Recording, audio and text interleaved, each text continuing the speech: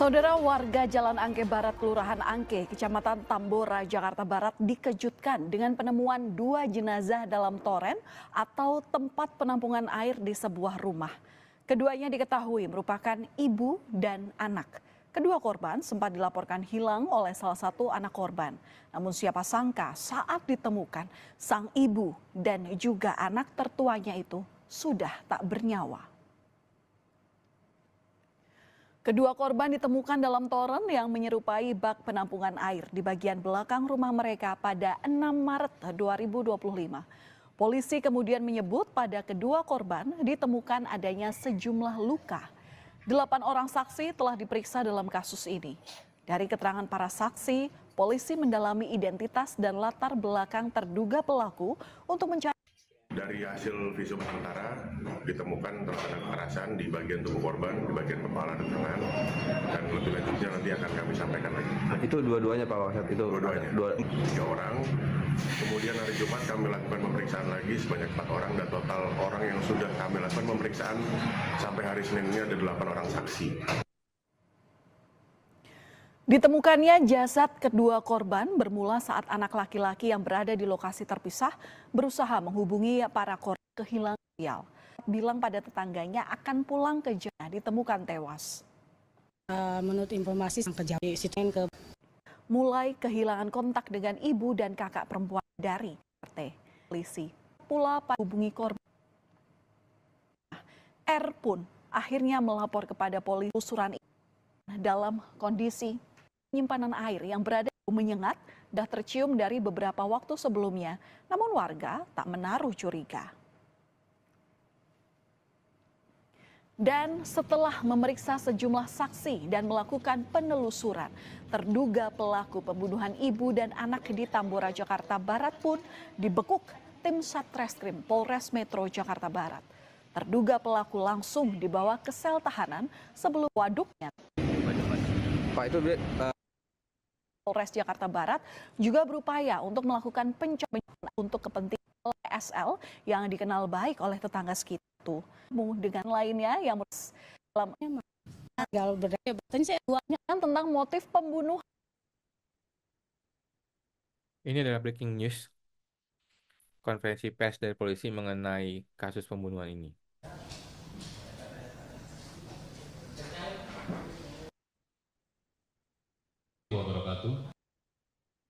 Tempat kejadian perkaranya Jalan Angke Barat nomor 117 alias Kris Eka Lan alias Enci meninggal dunia ibu pelapor. Korban 2 Eka Serlawati meninggal dunia kakak pelapor. Pelaku atas nama Febri Arifin, warna hitam merah 21 hingga Markoyo sebagai dukun pengganda uang, juga mengaku kenal seseorang dukun pencari jodoh.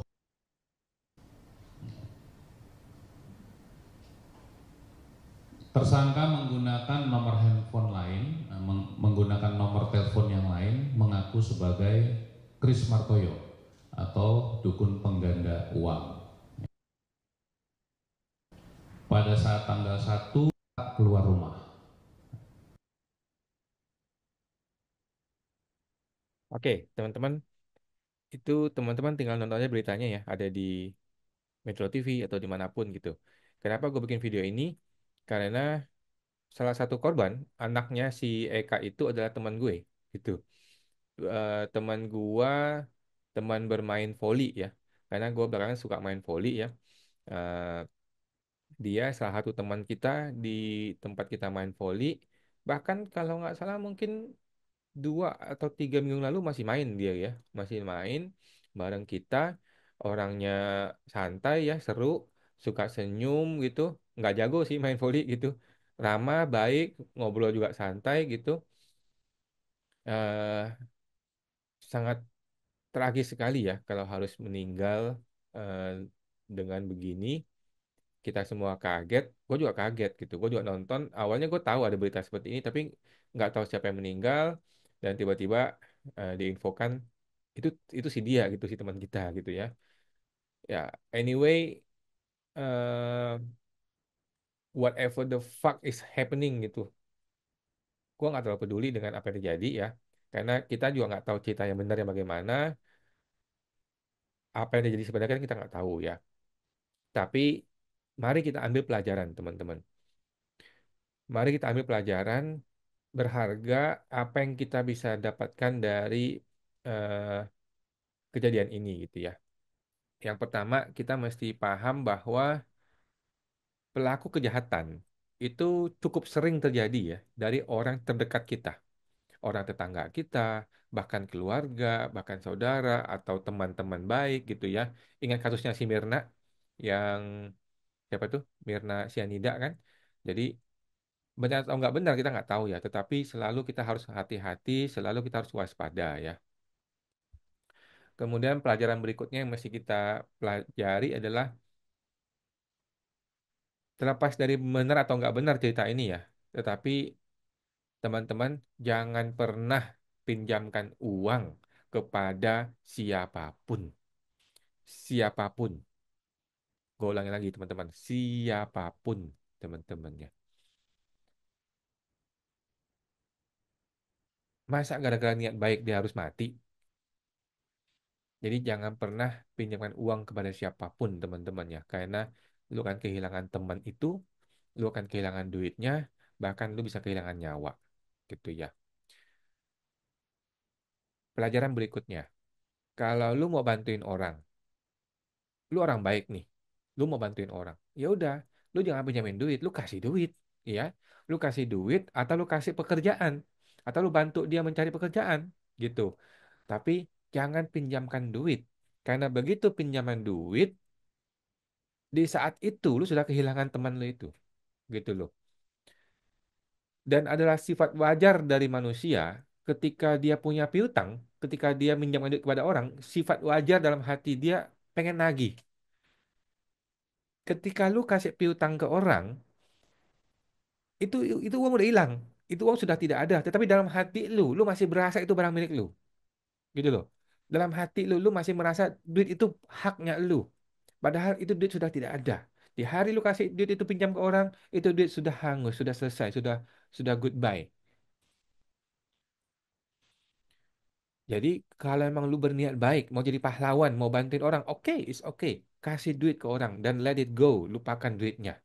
Orangnya happy, lu happy, dan tidak ada masalah di kemudian hari. Tidak perlu ada pemikiran kapan dia balikinnya ya. Dan nggak perlu ada rasa canggung ketika lu ketemu dengan orang itu. Iya kan? Kalau lu berhutang sama orang atau lu meminjamkan uang kepada orang, ketika bertemu lu kan canggung karena either lu nggak bisa bayar atau either lu bertanya-tanya kapan dia bayar lu gitu. Jadi pelajaran berikutnya adalah kasih uang kalau lu mau berniat baik gitu ya atau kasih pekerjaan. Pelajaran berikutnya adalah jangan bertengkar face to face secara langsung dengan siapapun teman-temannya. Baik itu secara ucapan pakai mulut ataupun secara pertengkaran fisik. Jangan pernah bertengkar dengan siapapun teman-temannya. Face to face langsung. Baik itu ucapan ataupun pertengkaran fisik. Kalau lu ada masalah dengan orang, lu kirim surat somasi, lu kirim gugatan hukum. Jangan bertengkar langsung, teman-temannya, kepada siapapun, baik itu orang berpendidikan tinggi, terlepas lagi orang yang berpendidikan rendah, gitu ya. Karena lu nggak tahu, kan kita tidak tahu story orang kan beda-beda ya. Lu nggak tahu ketika lu bertengkar sama orang, lu nggak tahu orang itu tuh punya masalah apa dalam hidup dia.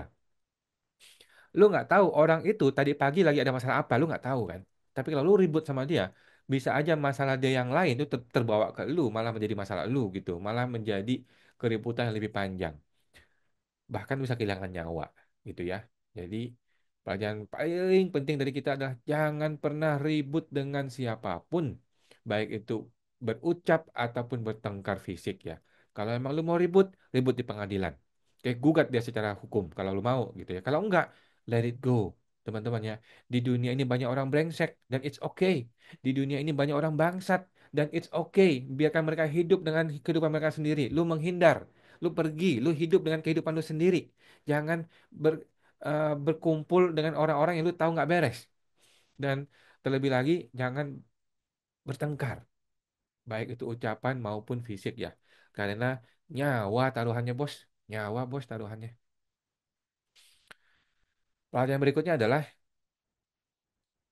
terlepas dari cerita itu benar atau nggak benar ya, dari kata Pak Polisi tadi, jangan peduli teman-teman ya, jangan peduli dengan hal-hal yang bersifat magis, magic, keajaiban, dukun lah, bisa menggantungkan duit lah, atau bahkan ya investasi yang bisa profit ratusan persen lah, ahli feng shui lah. Mohon maaf ya ahli feng shui, gua bukannya bilang lu nggak benar, tetapi jangan peduli maksud gua, ahli feng shui lah, ahli kasih jodoh lah, ahli meramal lah, nggak usah teman-teman nggak usah ya dan lain-lain gitu ya.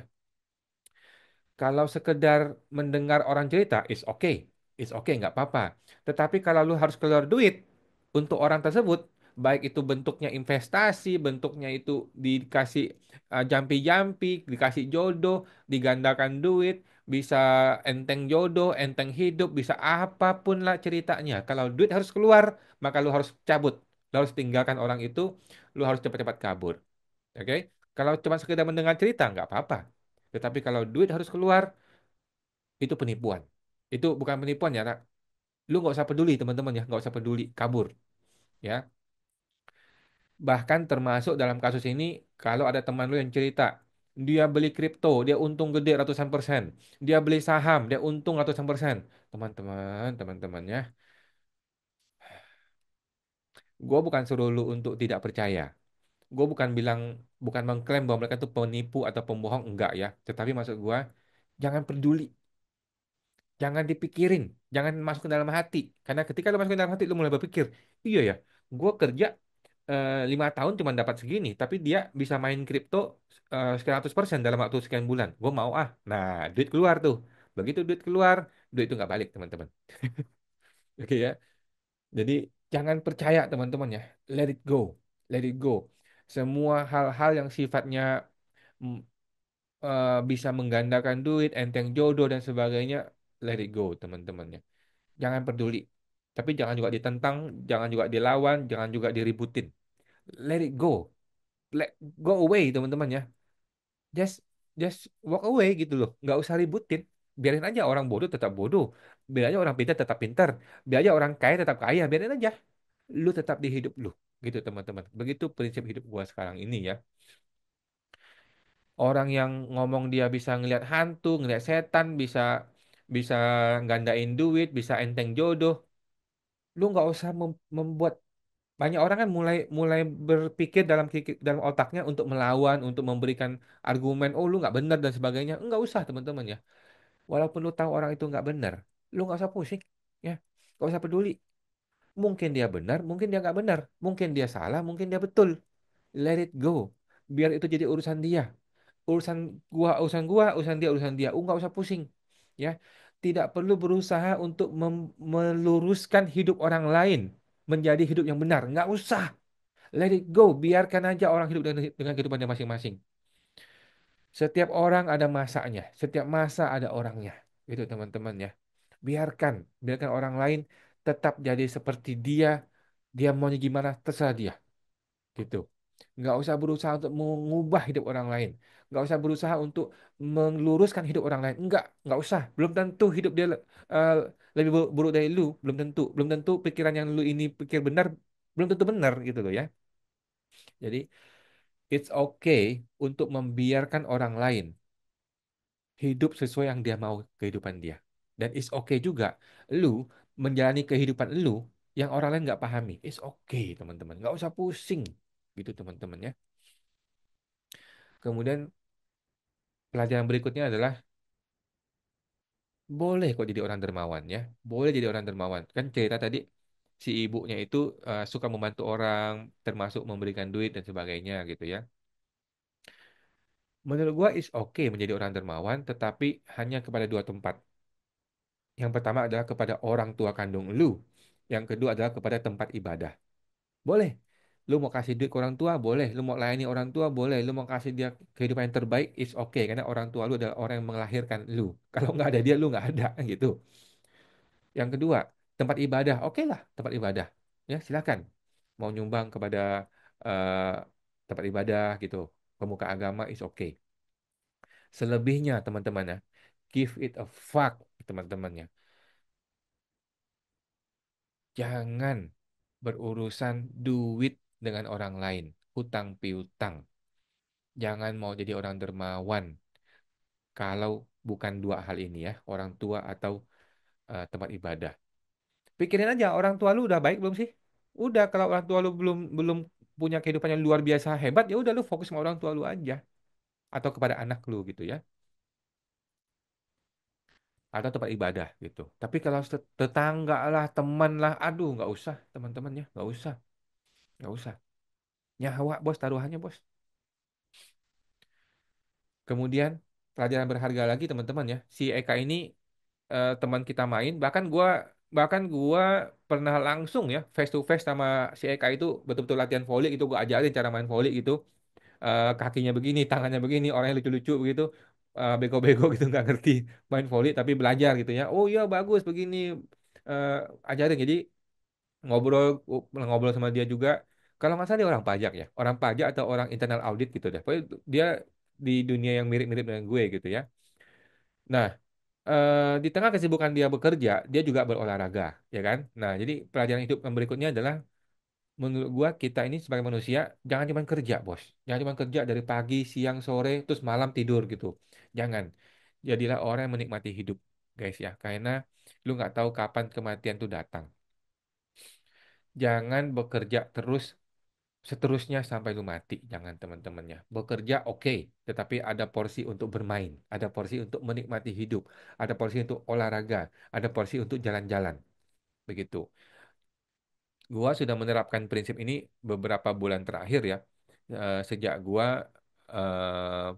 eh, gua merasa duit gua sudah cukup, sejak gua merasa hidup ini harus gue nikmati gitu. Jadi gua bermain volley, main badminton juga sebuah kesenangan, sebuah kegembiraan yang gue bisa nikmati kembali setelah belasan tahun, teman-teman.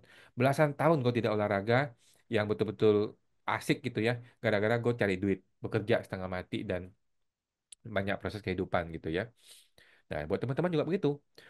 Buat lu yang masih muda, berpikirlah untuk pensiun.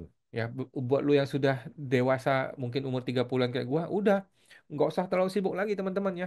Pikirin kenikmatan hidup, pikirin olahraga, pikirin jalan-jalan, pikirin menikmati hidup teman-teman ya. Karena duit itu dicari nggak ada habisnya gitu ya. Dan semakin banyak lu punya duit, bukan semakin lu merasa puas, semakin lu merasa haus gitu loh. Cari duit itu sama seperti minum air garam di laut gitu ya. Semakin lu minum kok semakin haus gitu, kok semakin enak, semakin enjoy gitu. Jadi eh, pasang sebuah target di mana lu bisa merasa oke, go financially enough gitu, cukup secara keuangan. Dengan begitu lu bisa menikmati hidup, berolahraga kayak gue, kayak si Eka ini ya, kita respect sama dia, dia menikmati hidup. Memang dia belum menikah dan sebagainya, is okay lah ya. Tetapi dia menjadi orang yang tidak hanya bekerja dari pagi siang malam, karena kerja itu sumpah itu sesuatu yang harus ditinggalkan teman-teman ya. Oke, terus terakhir ada isu ya, ada isu eh, ada pertengkaran keluarga dan anyway kita nggak tahu gimana ceritanya dan nggak bukan di situ poin gua. Poin gua adalah kita sebagai anak ya jangan pernah ribut ataupun berdebat ataupun marah-marah, apalagi marah-marah, apalagi bertengkar fisik ya dengan orang tua kandung gitu. Orang tua kandung tuh orang yang ngelahirin elu. Tanpa ada orang tua kandung, elu tidak ada. Jadi hutang budi kita kepada orang tua kita itu seumur hidup sampai mampus sampai mati gitu loh. Nggak ada ceritanya tuh orang tua tuh lu bilang salah, lu omel-omelin tuh nggak ada. Tanpa orang tua kita tuh nggak ada di dunia ini gitu. Jadi bagaimana bisa orang tuh ribut dengan orang tua. Jadi anyway, udahlah orang tua itu benar atau salah udah nggak usah pusing, nggak usah ribut, nggak usah marah-marah, nggak usah berdebat ya. Mau dia benar, mau dia salah, nggak usah berdebat sama orang tua. Biarkan orang tua punya kehidupan dia sendiri, punya pola pikir dia sendiri, punya pola hidup dia sendiri, terserah gitu teman-teman ya. Biarkan orang lain hidup dengan kehidupan dia sendiri, walaupun itu orang tua lu sendiri, walaupun lu merasa itu nggak benar, ya. Kadang-kadang kan banyak anak-anak itu berusaha untuk merubah hidup orang tua dia. Kadang-kadang nih ya, masalah agama, masalah keyakinan, masalah duit, masalah perkawinan, masalah apapun nanti masalahnya ya. Anak itu berusaha untuk meyakinkan pada orang tua deh, ya, bahwa si dia itu benar, si orang tuanya salah. Si orang tua juga sama, si orang tua berusaha untuk meyakinkan anaknya kalau anak itu salah, si orang tuanya benar.